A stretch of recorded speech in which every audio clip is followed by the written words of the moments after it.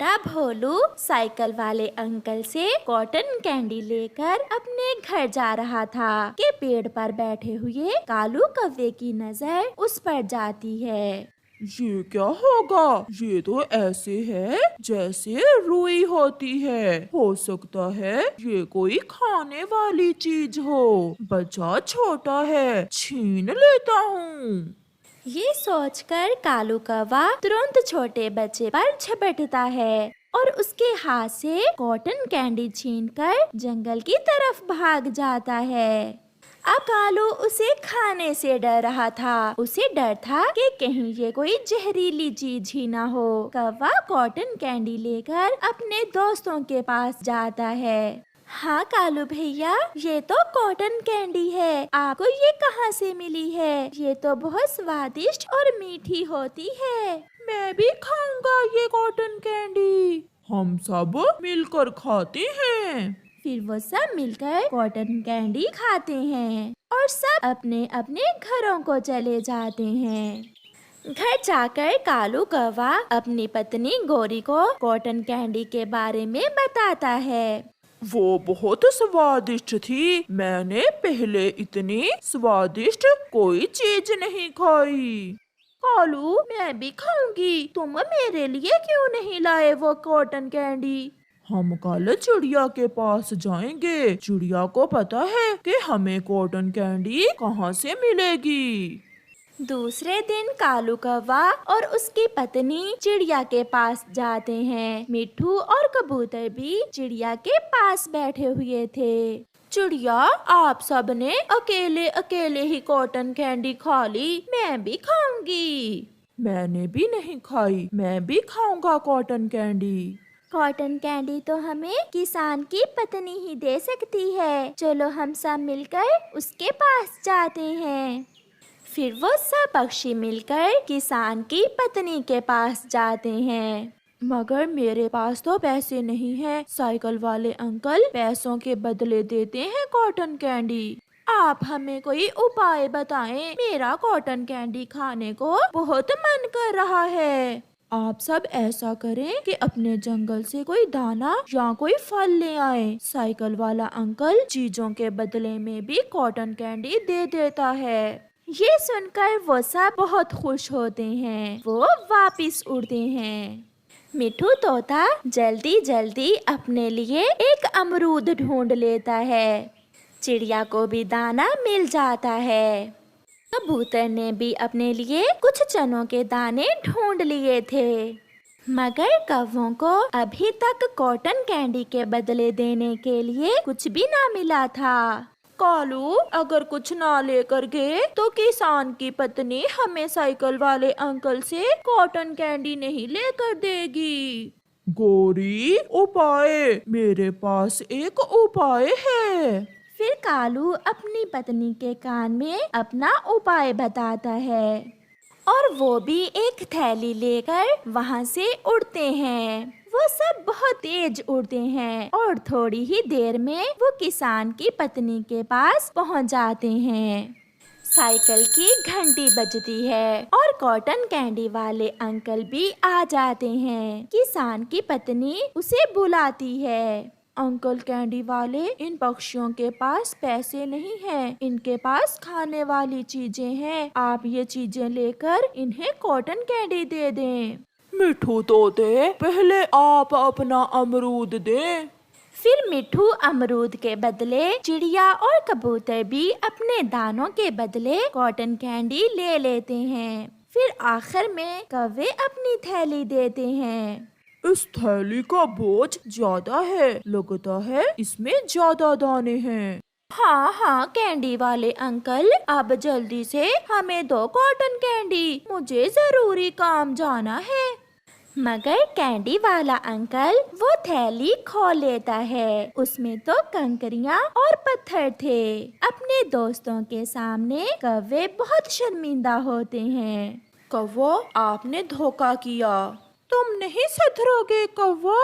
मैं तो समझा था कि हम इंसानों में ही ऐसे बुरे इंसान होते हैं, मगर पक्षी भी ऐसे होते हैं। मुझे आज पता चला।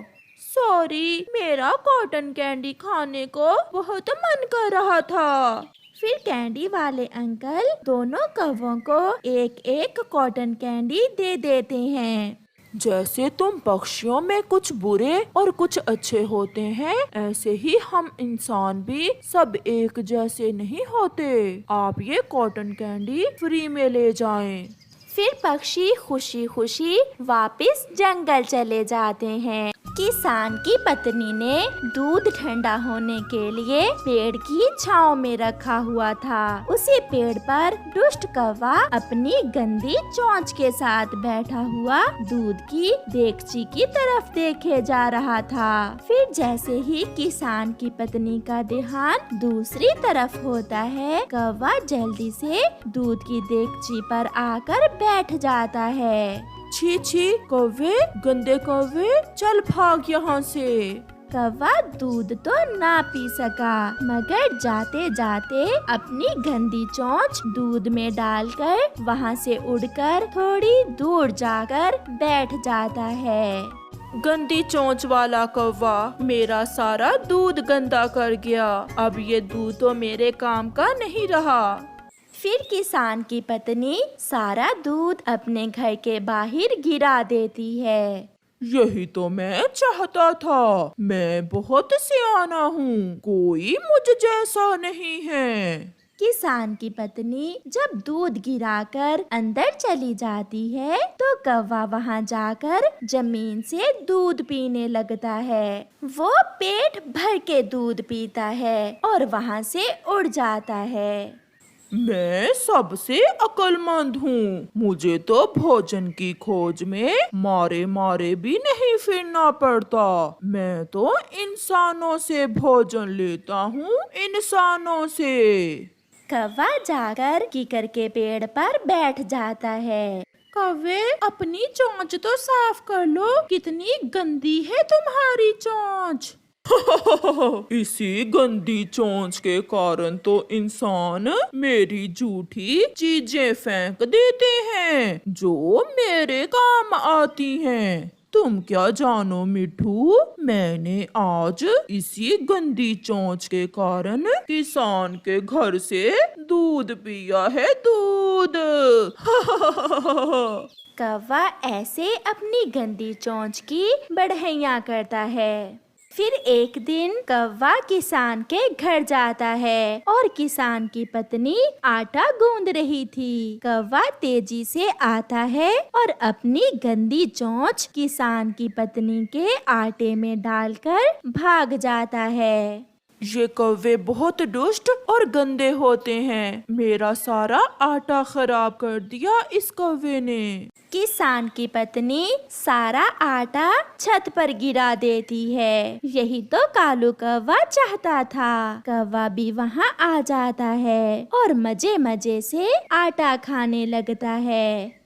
उसे आटा खाता देखकर उसी की जाति के एक दो और कौवे भी वहाँ आ जाते हैं।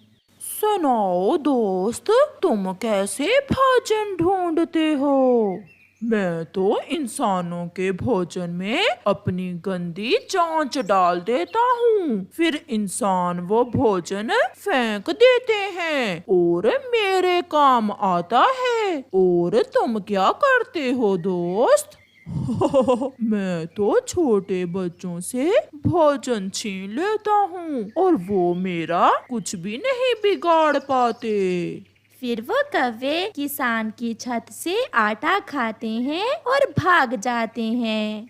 जंगल में जाकर कालू कौवा दूसरे पक्षियों के सामने अपनी बढ़ैया करता। मैं पीछे से गया। जब किसान की पत्नी ने दूध छांव में रखा तो मैंने पीछे से जाकर अपनी गंदी चोंच दूध में डाल दी। कौवे भैया, हम सब पक्षी यही समझते हैं कि इंसान बहुत बुरा है, मगर तुम तो इंसानों से भी ज्यादा बुरे हुए। जिस दिन गोली मारेगा इंसान इसे, तो फिर पता चलेगा इस काले कौवे को कि इंसान कितना जालिम होता है। चल चल मोटे कबूतर, अपना काम करो, मैं तो जा रहा हूँ आज मिठाई खाने। अगर किसी ने जाना है तो आ जाए मेरे साथ। नहीं काले कौवे, हम तो दाना ही खा लेंगे, तुम ही जाकर इंसानों से मिठाइयाँ खाओ। फिर कालू कौवा वहाँ से चला जाता है। उड़ते हुए कालू गीत गाता जा रहा था। मैं कालू हूँ, तू मेरी काली कौवी, मैं सुंदर हूँ, तू मेरी सुंदर कौवी, तुमसे मिलने को मन करता है। ऐसे गाने गाते कालू कौवा बाऊजी की मिठाई की दुकान पर पहुंच जाता है। तरह तरह की मिठाइयाँ देखकर कालू कौवे के मुंह में पानी आ जाता है। बाऊजी तो बहुत कंजूस इंसान था, वो तो अपने बच्चों को मिठाई खाने ना देता। एक कौवा बाऊजी की मिठाई कैसे खा सकता था? मिठाई शीशे के फ्रेम में रखी हुई थी। कौवा एक कोने से रास्ता देखकर अंदर घुस जाता है। काला कौवा मेरी मिठाई खाता है, मैं अभी तुम्हें बताता हूँ। बाऊजी पीछे से जाकर शीशे की खिड़की बंद कर देता है। कौवा दूसरी तरफ भागता है, मगर सामने शीशे से टकराकर गिर जाता है। वो जिधर भी जाता वो शीशे से टकरा जाता। वो फंस चुका था। आज उसे पता चला था कि इंसान उससे भी ज्यादा सियाना है। फिर बाऊजी कौवे को पकड़कर बाहर निकाल लेता है और एक डंडे से कौवे की खूब पिटाई करता है। अब तो कौवे की काएं काएं दूर दूर तक जा रही थीं। उसकी जाति के कौवे ऊपर जमा तो हो गए थे, मगर वो उसकी मदद नहीं कर सकते थे। ऐसे कौवे को सजा मिलती है।